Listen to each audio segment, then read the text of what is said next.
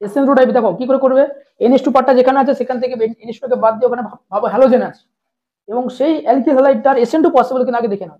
যদি SN2 possible হয় তাহলে গ্যাব্রিয়েল দ্বারা তৈরি করা যাবে, যদি SN2 পসিবল না হয় তাহলে গ্যাব্রিয়েল দ্বারা তৈরি করা যাবে। এই হচ্ছে আমাদের টেকনিক, আর কিচ্ছু নয়। তাহলে প্রথমটা তো বুঝতেই পারছো, NH2 পার্টটাকে বাদ দিয়ে হ্যালোজেন দিলে কি CH3X হবে, যেটা সহজে SN2 হয় 1 ডিগ্রি, এটা করা যাবে। সেকেন্ডটা 1 ডিগ্রি করা যাবে, দুইটা 2 ডিগ্রি, 2 ডিগ্রি মানে একদম বাদ অপশন থেকে। 3 ডিগ্রি মানে বাদ, এটা কত ডিগ্রি, এটা 2 ডিগ্রির জন্য বাদ, এটা 3 ডিগ্রির জন্য বাদ, এটা 2 ডিগ্রির জন্য এটা বাদ, এটা করা যাবে না।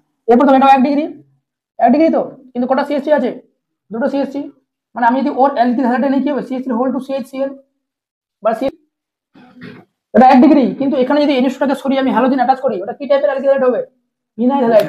ভিনাইল কখনো SN2 হয়, কখনোই হয় না, কারণ ডাবল বন্ডে রেডিউস করে যাবে না এখানে, এটা হবে না। এটা কি হবে, কি টাইপের অ্যালাইলিক অ্যালকিল হ্যালাইড, SN2 হয়, SN2 হয় মানে এর পসিবল হবে।